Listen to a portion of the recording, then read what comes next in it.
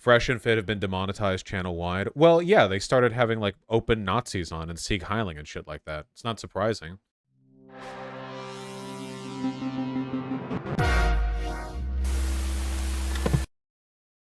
You know, Tim Pool has always kind of leaned in on the incel politics. I think that Tim Pool's numbers have been doing a lot worse lately, though. Look at this. Tim Pool's main channel, 53,000 views 2 days ago. And it's him talking with Fresh and Fit, two huge podcasters, about Pearl Davis, a lolcow. A really recurring trend is content creators who have no morals and just grift nonstop, like Tim Pool, they'll, like Jimmy Dore, they'll lean in on a line that gets them a lot of attention. But when they start running out of attention, when they start losing, like, clout in the attention economy, they'll just do anything. So everyone's doing this all at once. Fresh and Fit, running out of things to say and do, just started being pro-Nazi. Do they actually care? I mean, whatever. Yeah, Sneeko, when Sneeko wants attention, he just talks about how he's a pedophile or he's actually super fright. Leafy, when he's bored and wants attention, starts tweeting anti-trans stuff. It has nothing to do with what they actually believe. It's just they all circle the drain. And they're all doing it right now, too. I feel like a lot of this is because the narrative from their side hasn't moved much in a while.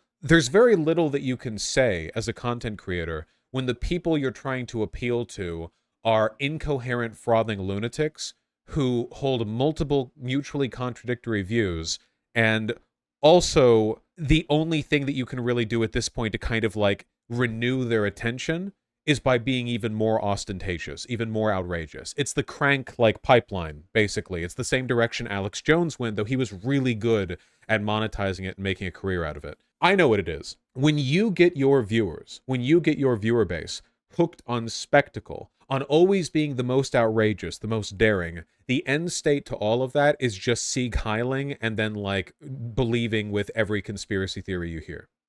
Like, that's the end state, you know? I think this is another way in which I think fascism is sort of innately self-destructive, because that constant fervor that I talk about, you know, we're not talking rational analysis, it's constant fervor, and you have to keep that fervor up with constant, like, new things to worry about. Like, even with the actual literal Nazis, you know, they needed a constant nonstop propaganda machine and an ongoing war in order to sustain the level of fear and paranoia and hype necessary to justify what they did. They couldn't just rely on people. Like, a person who's like super far right and in the pipeline can't believe that the Jews are destroying everything and the world is ending. And then like 5 years pass with no new information. And they're like, oh yeah, well, it's all still happening, of course. No, they need to be fed constant new info. And in the absence of that, usually due to a lack of creativity, a lack of stuff going on, or the fact that once you've just hyped people up to so much spectacle, there's very little more you can say to them outside of just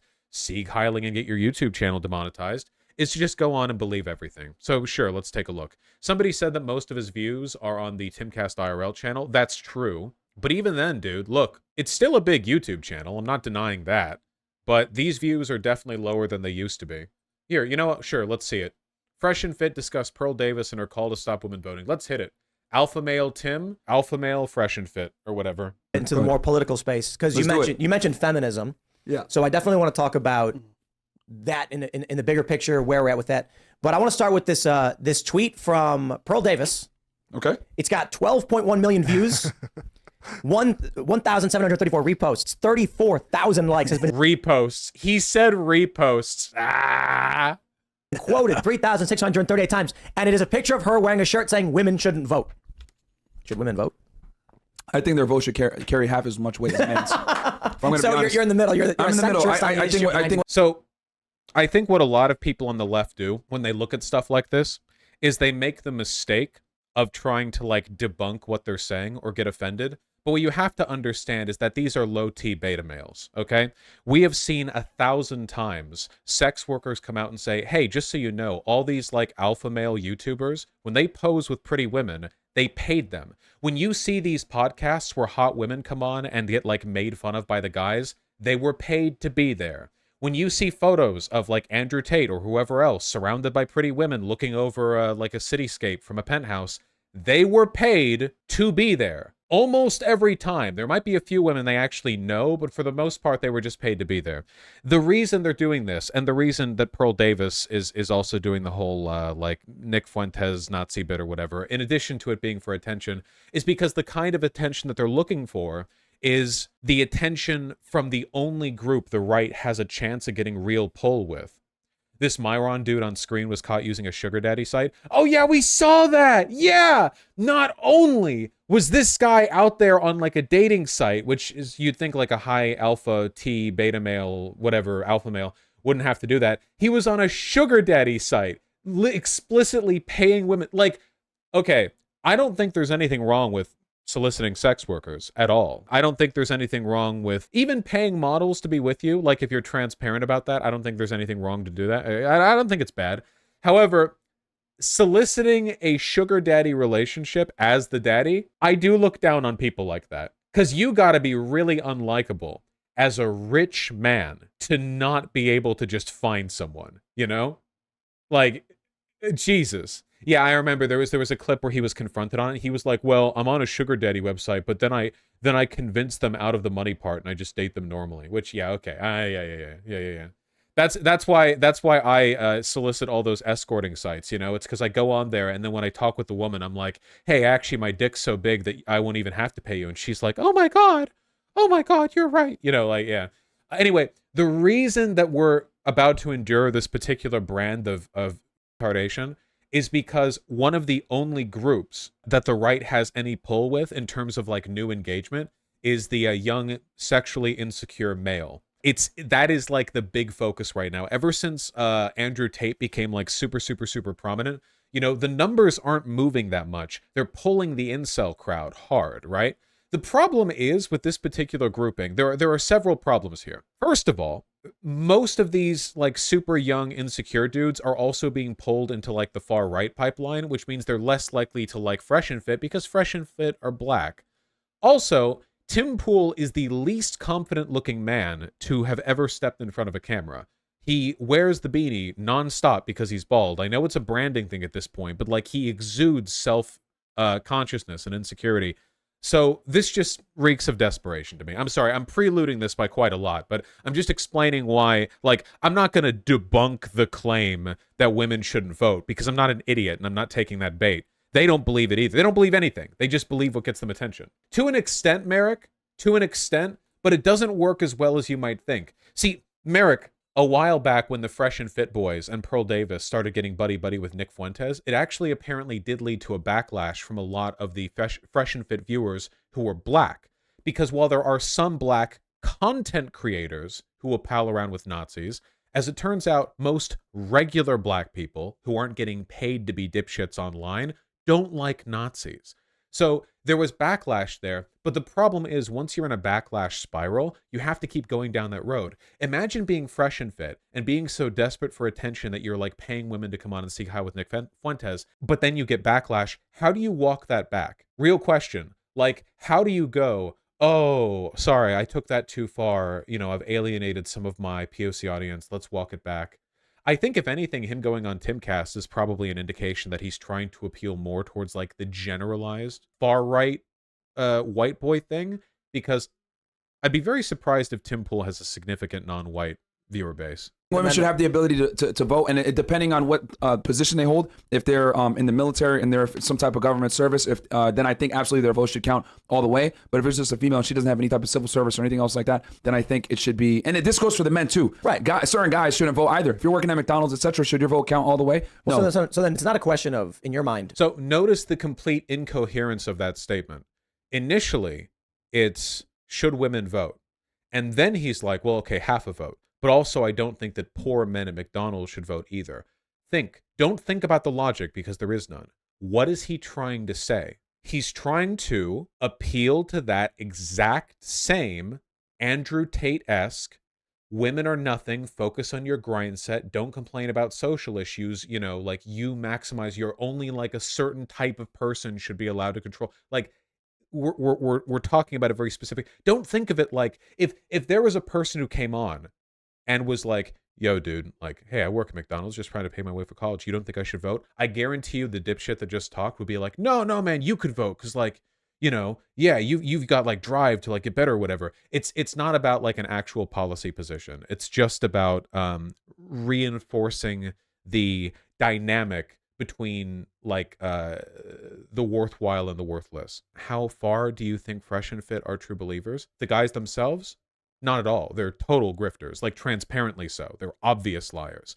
Tim Pool is better at not coming across as a grifter for all the ridiculous shit that he says. As for their viewers, I think the majority of their viewers are probably insecure young guys who mostly think it's all a bit. Like, some of them probably buy into it fully, but a lot of them probably understand that it's all a shit show and they like it for the entertainment value, but they still have the values kind of seep into them a little bit, you know? Women, it's a question of should people not engaged in civic duty vote? Yes, but to be honest with it, let's keep it 1,000. That's gonna immediately put a majority of women as only half voters, right? Because that's the career fields and life decisions that women make in general. Well, so yeah, do you want to? What do you think are worse, true believers or grifters? I would much rather talk with a true believer, because true believers are capable of getting flustered when their bad positions are confronted. But a grifter will just like shamelessly shift between 50 million different contradictory positions and then run right back around to the first one. Most of them are the vast majority of far-right content creators are open grifters, and it's not even like a little bit subtle either. They like clearly and obviously lie. And a lot of their viewers cope by saying shit like, well, yeah, you know, they're taking the piss here, or it's kind of a joke here. They're taking the piss here, it's a kind of a joke here. But like, generally speaking, there's some underlying truth, you know? There's this appeal to this like imaginary, you know, maybe in every possible evidentiary way they're lying, but in some specific way that I personally can interpret, they're not. Remember that one video that we watched from John Doyle, where it was on like The Beauty and the Beast, and it was just him like riffing. There was nothing to it. So he greets her and he takes her book and he asks, how can you read this? There isn't any pictures. And she says, well, some people use their imagination, and this is the essence of Gaston. He values the objective, what he can see, what he knows is true and real. Belle, a narcissist, only values what serves herself. Like, sure, these words are nice, but only because I get to decide what picture they paint. And so Gaston tells her, get your head out of those books. See, here's the thing. I know that he's joking right now, but I also know that he would argue seriously in favor of this position if given the opportunity to. I will be making the argument that her entire voluntary captivity in the Beast Castle was just one giant shit test for Gaston. Every time he says something like this, I feel like by responding to it, by even taking it even seriously enough to respond to it, I'm losing somehow. Again, like, it's that I'm trolling, but also it's true. This whole video had me in a constant state of sensible chuckle. It's certainly one of those that you literally can't show to anyone on the left because you know they won't understand any of the right-wing in-jokes. One of those, I'm only kind of half-kidding things where people in the know what's joking and what's serious, and also the seriousness you can get from the joking. This is exactly what I mean. That's perfect right there. You know? See, you can't let other people watch this because only we are able to decipher the, you know, ethereal distinction between what we're deliberately lying about and what we're lying about but also believe. He was congratulating himself in video for being like a lay epic dog whistle master. And by lay epic dog whistle master, what he means is that he said like 50 completely bullshit things, and if any of them land, he meant them, and if they didn't land, then he was actually epically trolling you, and he didn't believe that, and he's a master of satire. You'll never be able to track him down, Normie. Isn't lying inherently a part of fascist ideology? Yes, you can't tell the truth, like, as a fascist. They're anti-empiricist by definition. Do you think a lot of these guys are both grifters and have genuinely awful positions? Yeah, of course they have awful positions, because only a person with awful positions could ever arrive at a point where they're capable of grifting on these issues to this kind of audience. But they're still grifters. I feel like I'm taking crazy pills here, but I think part of the problem is that the view, I guess our views of women are so much different, because when I think of a woman, I think of a woman who runs a household and raises children and does the most beautiful thing that you can possibly do. So I see so much inherent value. What is the most beautiful thing? Is that like a specific thing, or do you just mean like generally? And I think, which we agree is important. Okay, but I kind of feel like what we're doing here is we've trained as men, women, we've incentivized certain behavior, and now we want to discount them because they're giving the men what they're asking for. Actually, not a bad argument right there. It is true. Guys are horny and impatient to get laid, you know? Like, guys will like run around and f a bunch of women and then get mad that women are having sex with them. Well, I guess I should say for the audience of this show, women are having sex with other men, and the guys simultaneously wish that they could be having sex with them, but also bemoan them having sex with other people, right? The classic incel dynamic, Madonna whore, blah, blah. which is OnlyFans, Instagram, ass shots. And then we're saying now suddenly that they're somehow less valuable. Takes two to tango. Well, right? A lot of the stuff that we're seeing women do, it's like men They're are filling demand is all they're doing. well, we Yeah, it's called economics. allowed them to do this, so you are correct in that sense, because as men, we're leaders. But I will say this, if we're talking about votes here, women are more easily swayed. This guy looks like a "Where's my hug" kind of guy. I don't know much about the Fresh and Fit guys, but like this guy first of all looks deeply off-putting and sort of Innsmouthy, but he also looks like a "Where's my hug" guy. To one direction or another, because once again, they follow leadership to depending on who they see as important. So ultimately speaking, if I'm gonna go for votes, I sway the women, I'm gonna win. So you're saying, but what you're saying is that we as men are ineffective leaders, and therefore, because we cannot lead properly, that now the women should have a half a vote or no vote or what? Like to me, I'm always like looking first internally. This guy had a story about a basketball player inviting him into a mansion where he had sex with 3 different women. I'm sure it really happened. I believe him. What did I do? How did I fail here? Or what was the point of failure that happened here in leadership? And everything I'm hearing is like men have failed in many. Well, Yeah, by letting women vote. So that's how they fail. I mean, let's keep it 1,000. So first, I'll address what you said. I believe the science is clear that women are more agreeable, men are more disagreeable. Correct. Yeah. So it's harder to convince a guy. He'll challenge you. He'll headbutt you. A woman is going to try and make things smooth over. There's a lot of positives to being agreeable and a lot of negatives to being disagreeable, and vice versa. It's pros and cons. Men and women are different and complementary. Now, there's an agenda, though, of course. We can go deeper here, get more serious. Again, like there's a million things that I could say here about nature versus nurture, and but I like why? Like why bother? Like all of this will roll off the minds of the people watching like rain on wax paper. You know, like the people who are watching this are not like seriously engaging with these. Recently there was a paper that came out which was talking about the myth of the male hunter-gatherer. The idea that back in like pre-civilization, all men hunted and all women gathered, and then in reality, both groups did both jobs. I don't know if I went over that on stream, but like most of the bullshit narrativization that people use to post hoc justify their political beliefs concerning gender stems from the idea that 5 billion years ago, men were the ones like throwing spears at mammoths, and women were the ones squirting jets of milk into the mouths of babies to raise the family or whatever. And it's all bullshit, but like it's like the original myth that they derive everything from. But to be real here, men were at the helm of this because once again, we put certain policies in place, we allow things to happen, and as a result, the family's destroyed. Now, when it comes to women, obviously, yeah, this one, thank you. Shattering the myth of men as hunters, women as gatherers. Yeah, it's because it always goes back to that when they talk about like, oh, well, why should men do this? Why should men do this? Why should women do this? Well, because 1 million years ago, like, spears versus titty milk. And it's BS, right? This is why evolutionary psychology has always been the ally of the far. Evolutionary psychology is literally just the gender equivalent of scientific racism. It is a pseudo-scientific attitude applied recklessly and without any standards of evidentiary consideration to justify any pre-existing beliefs you had based on some kind of vague vibe that you will convey in scientific language. Yeah, it's astrology for incels. they're human beings as well. Equally, we're all human beings. But to be fair, when it comes to voting and political views, they can be swayed in any direction, which means by default, they should vote. But so look, man, let's keep it a million. Women are. Wait, couldn't you make the argument if men are disagreeable and stubborn, wouldn't that mean that they're idiots who can't be trusted with decision making because they aren't likely to change their views when faced with new evidence?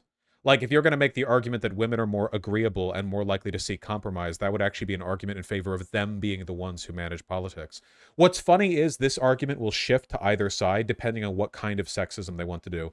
If they want to argue that men are better because they're like hard-headed and stubborn and strong, they'll say that women are agreeable, which they'll equate with softness. But if they want to do the opposite, like they did with Hillary Clinton, who is not an agreeable woman, they'll say that she's emotional, that she'll like nuke Russia when she's on her period. They're like, oh, you know how women are. They like scream, they freak out, they're hysterical. So they'll like shift between either depending on Oh no, Bosch found the crack in their bullshit logic. The tiny, just the imperceptible little hairline fracture, you know. They're communitarian in general. They tend to vote Democrat. They tend to vote for, hey, let's give everybody $1 versus giving the best person $1. They don't base they're See, much like banning young people from voting, a lot of their opposition to women voting is that women tend to be more likely to be Democrats.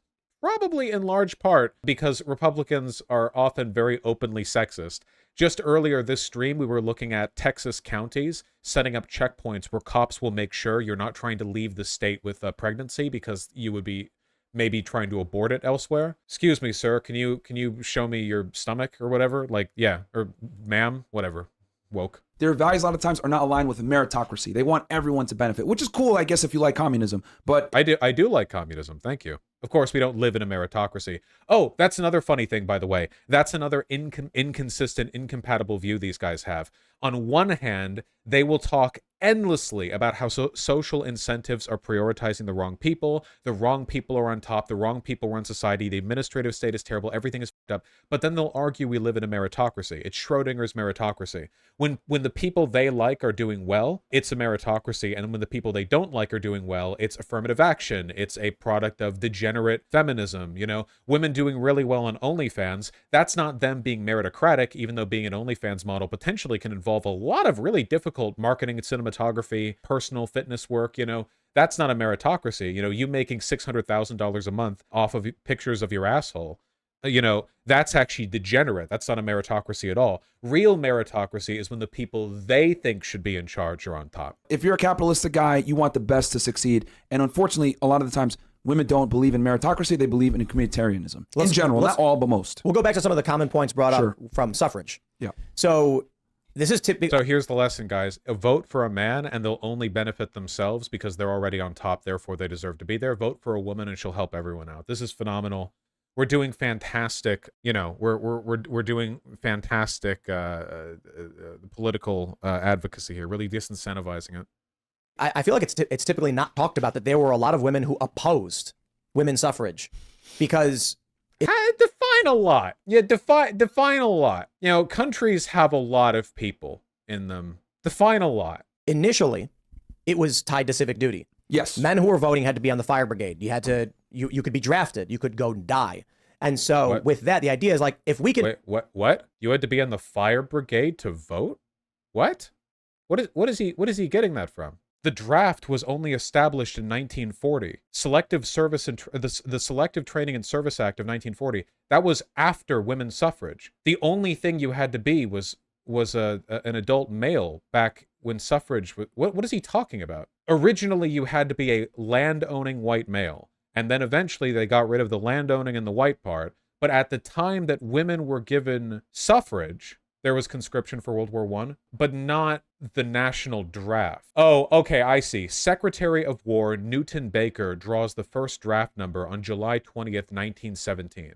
Okay. So back then, the draft wasn't a product of an existing selective service. It was just the specific Selective Services Act. Okay, all right, interesting. I don't know what this has to do with the fire brigade. He's talking about Starship Troopers, Vosh, and confusing the two. Yeah, unironically doing the Starship Troopers thing. Well, Starship Troopers was a satire of fascist dogma, so it makes sense. Yeah. For what it's worth, by the way, I think that women should also be part of the selective service just to shut everyone the fuck up. We're not going to do a draft again. A draft would be so politically unpopular in this day and age. It would be like it's not politically viable. Any politician who tried to push for it would see their career ended near immediately. Adding women to it would make it even more unjustifiable. We already have countries that have guaranteed service for women, like Israel, and Israel has, for all the bad they do with it, a very effective military. Yeah, the movie Starship Troopers was a satire of fascism. The book was just fascist. And force you to go fight and die. You get a say in a vote as to who decides. Absolutely. Women can't be forced to go off and fight and die, so they should not have a say in these matters. That's a big part of people had the vote before any draft or without being drafted. Like, it doesn't... the reason why I say they should get 50% is because women don't have to join the selective service. I can't tell... Let's do it. Make women join the I don't... This is bullshit anyway, because, like, as a man, you are not being discriminated against by being made to join the selective service because a draft isn't happening. Shut the fuck up. It's an antiquated law that nobody is going... Like, I would be astonished if anyone made you like this is literally like looking at your like the state law, like the books in your state law and going, well, according to this treatise of 1898, actually all men, not women, only men, must produce 1 gallon of milk to be brought to the local constable's office on the second fortnight of every, like it's stupid. It doesn't mean anything. Tell you how many times we've done the podcast. That's an argument for not voting at all. Yeah. Do you even know? That's what I'm saying. That's why a lot of them should be limited. I ask women all the time, do you even know what the selective service is? Most of them don't even know it. So what ends up happening is... Do you think most men would? Do you really ask women that all the time? I don't think most men would know what the selective service is either. And I have only a cursory knowledge of this. Correct me if I'm wrong, for those that are listening. Feel free. I don't think I'm completely right on this. What I read... What the fuck is the selective service? Ah, there you go. See? There you go, folks. ...was that a compromise was made. Women were not going to get suffrage because... They were like, we don't want to go to war and we don't want a fire brigade. We want the men to do those things. Please leave us alone. Yep. And so that caused a point of contention where it wasn't going to move forward until finally the men who were running the show in Congress and stuff and relented and said, okay, women can vote and no civic duty. No, that's no. Did he just say women's suffrage happened against the consent of women? See, all the women stood up and said, we don't want the vote. So again, I want you to think, so obviously this is completely retarded and pathetic, but I want you to think of this in the context of like who they're trying to appeal to. What kind of audience do you think you need to be speaking to in order to sincerely argue against women voting? Now, this is mostly a Zoomer thing. Even like older Republicans, I'd say like Republicans in their 30s, 40s, 50s, like an older, they aren't like advocates for the revocation of women's suffrage. That's not like a general GOP talking point. This is a talking point which is a product of a very specific group of usually far-right young men, mostly because they resent women and want to punish them. These are all like little weak-neck, little baby-wristed high school boys who are mad that their crush is getting railed nightly by Tyrone or whatever, and they're taking it out, you know, on women by being unironic anti-women suffrage advocates. Now, again, mind you, it's not like all of these people believe in or care about any of this shit. Wait a minute, Vosh, isn't this just white people ended slavery argument, but for women's suffrage? Not exactly the same, but it sounds like, yeah, basically. Well, there are racists who will literally say that white people ended slavery even though the black man benefited from it. Like that is an argument that like traditional pro-slavery, anti-racial equality types would make. Yeah. And everyone said, okay, we agree to that. Yeah. That doesn't make any sense to me. So where we're at now is we're in a completely different world. I do think women... Also, in a democracy, I don't think you need permission from a group in order to give them the right to vote. Like, even if 100% of women said, we don't want the right to vote, I don't care. It's a democracy. That's the rule of the land. If you want to, you can not vote after we give you the vote. It's not mandatory voting. You don't have to. We're not taking anything from you. Here's the vote. Should be allowed to vote. However, I don't think anyone should be allowed to vote without civic duty. It makes no sense to me that someone can move into New York City without having any ties to the community, vote to destroy the place, and then leave. That's a problem. Where is this happening? What is he talking about? Is he referring to immigrants? Immigrants can't vote unless they've been given citizenship, which takes a long time. What are we talking about? Yeah, why would they leave? What is happening? People typically Democrats talk about how evil it was that only landowners were allowed to vote back then, but they're ignoring the context of history in that there were no ID cards. Voting was, do you live here or no? You don't live here? Okay, well, dude, you're not voting on how we're going to defend, facilitate, expand. That actually makes a ton of sense. It does. You know, if you don't... Is he saying the reason they only let landowners vote is because they couldn't provide proof of residency if they weren't landowners? What does that have to do with anything? Adults, as I understand it, like, all forms of census taking were a complete shit show back in those days. It was very difficult to prove anything for anyone, regardless of whether or not you owned land. But when it came to the voting, I'm pretty sure there was a registration to vote that you would have to do, and you would provide your identifying information in so doing. You could falsify land documents if you wanted to do voter fraud in 1789 or whatever. I don't know how much of an effect that would have. The idea that they had that limitation for like logistical reasons is completely nonsense. Where are they getting this info? They're just making it up. Live in my house. You can't vote on whether or not we're going to install a hot tub or, you know, a cold plunge. But they lived in the country, which is where the voting was done. if we're roommates, we get to vote on what's for dinner. If you're my neighbor, why are you voting? Like, why did you invite your friend over to vote on what I get to have for dinner? And now he's leaving tomorrow, and you're making me eat garbage food. Well, this is why what the fuck are we? I genuinely have no idea what point is even trying to be made here. I have no clue whatsoever.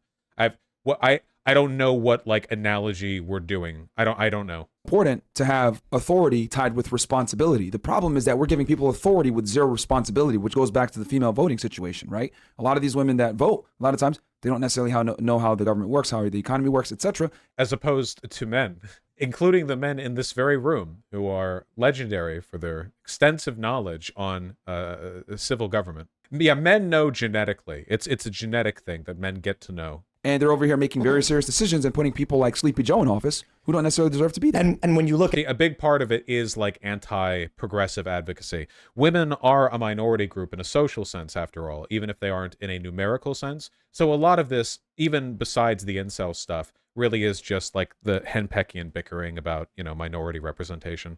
A lot of it also plays into far-right theories, the idea that women are more easy tools of the Jew, that women are more kind-hearted and more subservient. And so the Jew plays upon their emotional weakness to make them vote for politicians who will bring in immigrants, who will bring in black and brown people, and facilitate the destruction of white people, of the white genocide. No, that's real. That's an actual... I've engaged with plenty of Nazi propaganda. I mean, I know what they believe, and that is a big part of it. They think that women are weaker and thereby more effective, unwitting tools.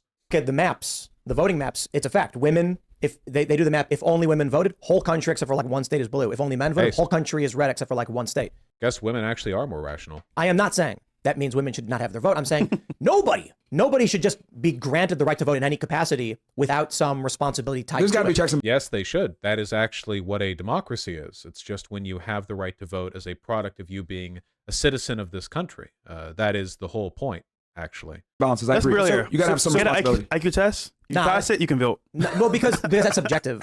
You're asking someone else. Like the problem, but people have talked about things like this, test of merit. Vivek Ramaswamy has said a constitution or civics test. If you're under the age of 25 and you want to vote, you got to pass the test. I'm like, that's nonsense because there's 26-year-olds who are dumb as a box of rocks. Yeah. There's 50. The funny thing is, Vivek's suggestion that young people should have to pass the civics test, it is just a way of restricting young people from voting, and young people tend to be left-leaning. However, left-leaning people are significantly more likely to be educated, meaning that if you actually expanded a civics test out to the entire population, it would essentially kill any chance of a Republican win ever again. Seriously, like I think in terms of like history, if you look at people who are history graduates, for every 44 Democrat history graduates, there's one Republican. Even people who just get like a basic like AA or whatever, a broad civics test would not favor the right. Yes, the point is to selectively apply the test only to young people, because the dampening effect it would have on all young people would be more effective than it being sort of like a partisan thing. But if it was applied generally, it would be to our favor. 50-year-olds. There's men who are voting. Look, there are a large portion of conservative Republican-leaning women removing their vote. Why? They're 50-50 men. Men are voting Democrat too. I don't see a political argument for or against voting. I see a civic argument, genderless, right? I talked to Vivek Ramaswamy about this, and I thought one of a really good, simple idea that we brushed upon was the moment you sign up for the selective service, you're also granted a voter registration ID card. Registering to vote is a selective service.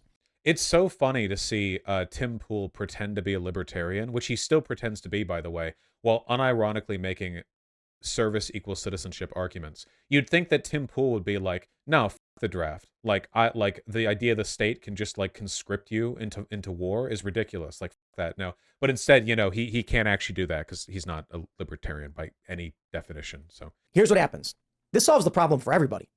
You don't have to go to war. You're not being drafted. The likelihood of that is extremely low. You're simply saying, I am willing to be. Fresh and Fit were calling other black men monkeys, put on Klan hoods, and Heil Hitler'd skip around if you click this link. Now, that'd get me demonetized, probably. No, Fresh and Fit don't believe anything. They spent years and years building up an audience of not mostly, but I think disproportionately non-white incel manosphere content. But when that pot ran dry, when that no longer, like, grew them the way they wanted it to, they did the same thing that all of these guys do, which is just they descend into being crazier and crazier lunatics for attention. It's very self-destructive. Few people work out when they go down this road. Alex Jones made it work, but even then, not fully. In the event anything does happen, I know there are problems with that because I think the draft is really, really bad. Because you look at how yeah, there you go. Yeah. I think the draft is really bad. I just want to double its participation. States government has changed. It's one thing to say, hey, we're being invaded, to arms men. It's another thing to be like, we're sending you to Vietnam. Yeah. You know, in the Gulf of Tonkin incident, all that I'll avoid. But, you know, nonsense, false flags, fake reasons for getting into war. Holy shit, dude. Whoa. Is this their is the Fresh and Fit channel? Is Fresh and Fit the main channel of Fresh and Fit? Do they have another one? Because their views have crashed. 3 weeks ago, 42K views. 3 days ago, 22K. No, this is like a year ago. Do they not have another channel? They have to have another one. There's no way this is the only one. Demonetized means no algorithm? Yeah, I know, but like, they went to Rumble? Oh, okay, they went to Rumble, gotcha. How are those views doing? 49 minutes ago, they're with Jackson Hinkle. Fantastic. Their views here are doing a lot better. Though I really genuinely do not know if Rumble fudges the views. I've seen some of the evidence that I've seen before makes me think that they do. Like 600,000 likes with 6.7K likes. I think that this site is either botted or heavily manipulated. Look at this. 749 comments to 616,000 views. Whereas this video from Tim Pool, which has how many views? 53K. 53K. Less than a tenth the views of the Rumble video, but it has twice as many comments. So I think they're not doing well. So they just stream but don't post videos. Okay, these are a little bit more likely. These are much higher than the views that I get from my live stream VODs. And I don't even publicly post mine. They're all unlisted. Yeah, this got hit pretty hard. I can't imagine they're making that much. Just goes to show, you know, these guys are doing it for money. When the money like runs out, when they get demonetized, when they run to other platforms, rather than just continuing doing what they were doing because they genuinely believe in their message, instead they just like desperately try to grab attention however they can with increasingly crazy shit. But think about what happens if you say everyone's allowed to vote, but you got to sign up for selective service, men and women both. You are going to have 95% of low value individuals, men and women, being like, nah, I'm cool. I don't want to be involved in that at all. That's a good way to go about it. I mean, I think it's not perfect. I'm just saying it was an idea. Why? You mean if the selective service was optional and you could choose to opt into it to get the ability to vote? What, low value individuals? Wealthy people and people who are in education are less likely to want to be in the draft. The people who are more likely to be okay with being drafted are usually the poorer people because their service would reward them more and they don't have many other opportunities.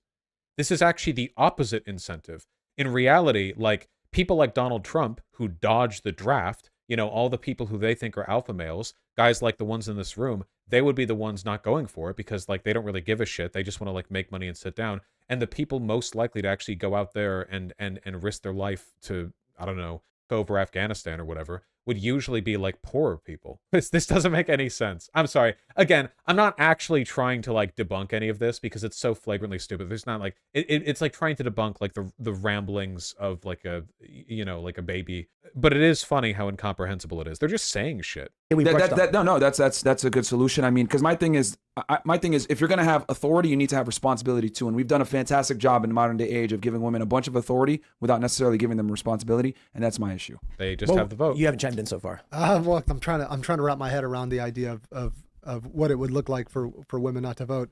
This guy might actually have real beliefs. I don't know if I remember seeing him before, but his initial response seemed genuine confusion, like no one told him about what this was going to be like. So maybe he has like actual beliefs. I don't know.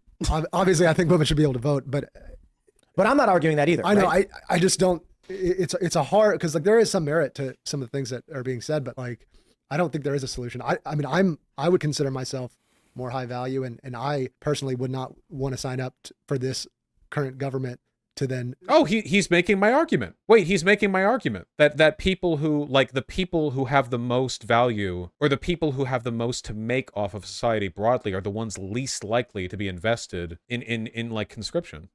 You know, draft me. You already signed up for selective service. Just as being a man, 18 years old, you have to. Yeah. So it would just be adding women then. But Tim proposed that it be optional, and that so only the high value ones would do it. Tim just said it would be optional. It's not even about women. It's about the moment you sign up for selective service, you are registering to vote and receiving a voter ID card. That's it. But man or woman, doesn't matter. If you're a dude, you say, I'm not signing up for that, well, then you can't vote. No, you can't. No, does Tim know that Tim, are you signed up for the selective service? Does Tim know? Is he aware? What about immigrants? If you're a citizen. Okay. So my view for immigrants is if you sign up for U.S. service, you should be given expedited access to becoming a citizen. Agreed. Like in America, males legally have to be. I know. That's what I'm saying. But then he said in our system, only high value people would sign up for selective service, which would give them the right to vote. But that would indicate it's not mandatory, because if it was mandatory, then it wouldn't only be high value people. It doesn't make any sense. You're willing to fight for us. Agreed. Follow our rules. You have someone in command telling you what to do. And so a lot of people say, like, I don't want to get drafted. I signed up for that. Listen, the only people voting are going to be the people who could be drafted. Right now, you've got people who can't be drafted voting on behalf of us who can. Yeah. That's nonsense. Well, they vote on behalf of themselves, actually, because they're also a citizen of the country. They vote on behalf of them. You vote on behalf of yourself. That's how it works. All right, well, that was about as stupid as I expected. It is kind of fun seeing all these far-right figures circle the drain, you know? Like, total nonsense. Absolute nonsense. Why do you think they're circling the drain? Well, I mean, I think a lot of it is just there are limits to how much you can get away with before you get demonetized. But a lot of it is also like the wave of interest is kind of changing, you know? This is one of the reasons why people, in order to appeal to people politically, you have to hit them where they're at. You have to identify how they feel and what they are concerned with and learn how to work with that. And for a while, we had like the Donald Trump MAGA whatever shit, but it's not, that doesn't have the pull with new outreach the way that it used to. Because for most people, their opinions on Donald Trump are pretty much set in stone. Most people in America are pretty much rooted in their opinion on Donald Trump. His approval ratings have not shifted that much over time. Like, they are where they're going to be. So how do you move over new people? Well, you're not going to do it by evangelizing Trump, because all Trump has been doing publicly is eat shit for the past couple of years. So how do you pull people in now? Well, you can do it with this whole incel manosphere red pill shit, right? But then Andrew Tate gets arrested, and now he's a withering husk somewhere in a bunker in Romania, or whatever the fuck he's doing, you know? You have these fresh and fit guys, but the problem is, like, ultimately, eventually, people will realize that what you're selling is bullshit. We're not talking about Alex Jones here, whose audience is already made up of complete cranks. We're talking about people who are trying to pull over, you know, like Jordan Peterson types, like the kinds of people who are looking for guidance, who maybe are misogynistic and maybe a bit hateful towards women, but, you know, they want a narrative to make them feel a little bit less horrible about themselves. And there's a time limit on that. You can't f that up forever, right? Jordan Peterson has also fallen off, partly because of his mental decline and also because he came to prominence 7 years ago. The young boys who grew up watching him, who thought he was a good father figure, are now adults. And what has he done for them? Nothing. So Jordan Peterson falls off, just another wayward grifter, just another lost soul. You know? It's going to be the same with all of these guys, because they aren't providing real solutions. And because they're not providing real solutions and not seeing real results, you know, you see shifts like that. That's what makes me different. I've been talking about dating advice and confidence advice for literal nearly 5 years on this channel. And my consistent, you know, my advice has stayed consistent. And you know what I don't see in my community? A lot of people getting upset with me for giving them bad advice. Because I don't. I try to stick to what I know. And when I talk about it, it comes from the heart and I mean it. And because it comes from the heart, I get deluges. Emails every single day, messages from people saying they got a girlfriend because of me, or they credited my competence helped them getting a promotion at work or such and such. Because of this, I have a legacy that I can call on, something I can rely on. I don't think people will look back regretfully on that information the way they will with information from Fresh and Fit or Andrew Tate or Jordan Peterson. But it's not the same with them. So for them, eventually, you know, you run out of impressionable young boys to convince that actually hating women will solve all your problems, so they have to gravitate into getting money from the same pot every other far-right content creator is trying to get money from. Neo-Nazis, ultra-far-right people, and, like, hopeless people, you know? Which is why you have all the Hitler shit, all the Sieg Heiling, all the this, that, the other. Why you have Tim Pool doing this, like, you know, this whole song and dance. It's why they're circling the drain. It doesn't mean they're going to go away, like, instantly. No, of course not. But I am talking, like, broadly, you know? Unorthodox Monkey, I've debated to my memory one adult who defended Jordan Peterson, like old adult, and that person was only defending him on like principle grounds, not on personal advice grounds. I talked to that pro Jordan Peterson guy a little while ago, but to be honest, that guy was still kind of in the process of falling out. I wouldn't be surprised if by now or within a year he changes his mind. He's still quite young.